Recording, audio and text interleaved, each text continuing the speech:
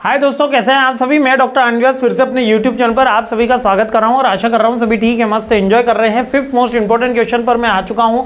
Database management system का subject चल रहा है, अंतिम प्रहार की सीरीज चल रही है। फिफ्थ क्वेश्चन के ऊपर हमला बोल देते हैं। यह है ईआर मॉडल कॉन्सेप्ट। कौन सा? ER model. अब थोड़ा क्वेश्चन अपना ER diagram, notion for ER diagram करके एक अच्छा क्वेश्चन है। तो बेसिकली ईआर मॉडल का कंसेप्ट है कि मतलब बिल्कुल आईटी बेस्ड क्वेश्चन होता है। ईआर मॉडल क्या है? Entity relationship model. जब कॉम्प्लेक्स डिजाइन को मेरे को कॉम्प्लेक्स डेटा को डिज़ाइन के हेल्प से मेरे को बताना होता है कि ये डिज़ाइन बढ़िया है या ये डिज़ाइन खराब है या ये क्वेश्चन का ये आंसर होगा, यानी कि डेटा को विजुअलाइजेशन से मैं जब रिप्रेजेंट कर रहा होता हूँ तो ईआर मॉडल का यूज़ किया जाता है। एंटिटी रिलेशनशिप मॉडल होता है।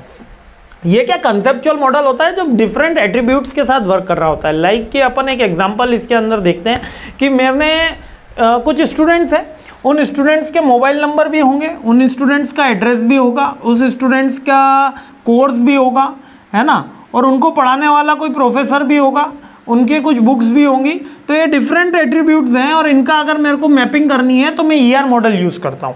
तो ग्राफिकल रिप्रेजेंटेशन ही ईआर मॉडल को अपन बोलते हैं एंटिटी रिलेशनशिप डायग्राम। बेसिकली यही इसकी जान होता है। ईआरडी स्टैंडर्डाइज होता है, सेट ऑफ सिंबल्स इसमें यूज़ किए जाते हैं जिससे हम अपना डायग्राम बना पाते हैं। ठीक है, ओवल होता है, एरो होता है। ठीक है, हाँ। अब एंटिटी क्या है? अब ये इस मॉडल के कॉन्सेप्ट अपन देख लेते हैं। ईआर मॉडल तो समझ में आ गया, एंटिटी रिलेशनशिप। अब एंटिटी क्या होता है? जिसमें अपन को चेक कर रहे होते हैं, जो बेसिकली अपना मॉडल होता है, उसमें जो बंदा होता है स्टूडेंट, अब वो अपनी एंटिटी है, अभी स्टूडेंट अपनी एंटिटी है ना, ये ऐसे मान के अपन इसको समझ लेते हैं। तो ईआर मॉडल क्या होता है? Entity a things of the object in the real world distinguish from the B.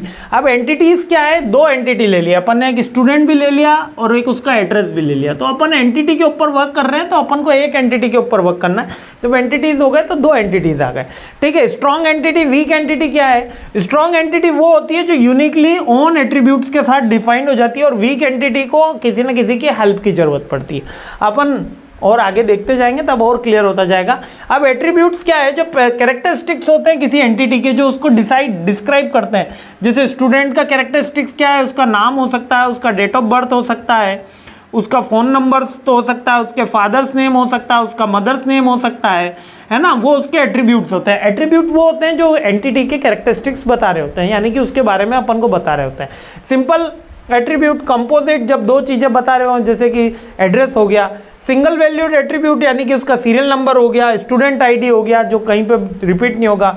Multi valued हो सकता है कि वो सिंगल एंटिटी हो, कैन होल्ड मल्टीपल वैल्यूज। जैसे कि मोबाइल नंबर पूछा तो वो उसके बाद 3-4 मोबाइल नंबर है, वो वाला। डिराइव्ड एटीट्यूड क्या है? द एट्रीट्यूड was value can be calculated. Derived कौन सी होगी?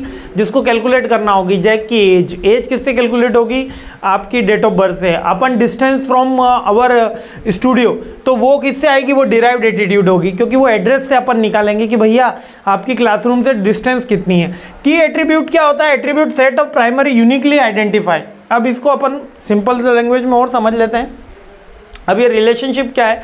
इन सारे एट्रीब्यूट्स के बीच में जो रिलेशन होता है, जो लिंक होता है, उसी को ही रिलेशनशिप बोलते हैं। जिस लिंक के कारण ये सब जुड़े हुए हैं। किसके कारण जुड़े हुए हैं? स्टूडेंट के कारण जुड़े हुए हैं। तो ये जो स्टूडेंट का एनरोल नंबर कोर्स हो सकता है, प्रोफेसर जिसको पढ़ा रहा वो हो सकता है, जिस डिपार्टमेंट में, यानी फाइनेंस वाले बंदों की सारी डिटेल निकालो, एमबीए वाले बंदों की, तो एमबीए क्या है? लिंक है ना। अब one on one, one of many, अब ये एक से एक का भी हो सकता है और एक से ज़्यादा का भी हो सकता है।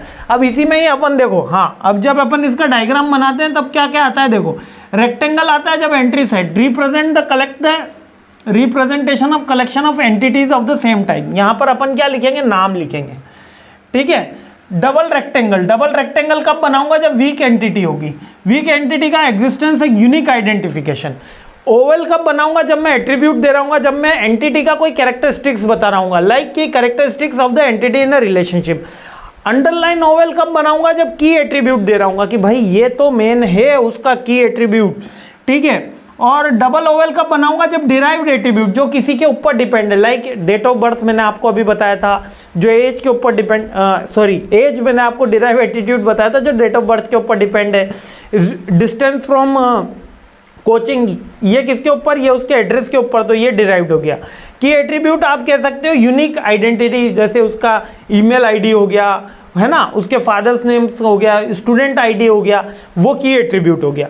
ठीक है, अब फादर्स नेम की एट्रीब्यूट में आ सकता है, लेकिन अपन उसको अवॉइड भी कर सकते हैं। इसके बाद डबल ओवेल कब बनाऊंगा, जब एक के पास दूसरी 2-3 चीजें होंगी, लाइक फोन नंबर्स ज्यादा हैं, है ना, इसको अपन की एट्रीब्यूट में भी रख सकते हो, लेकिन डबल ओवेल में भी रखा जाता है।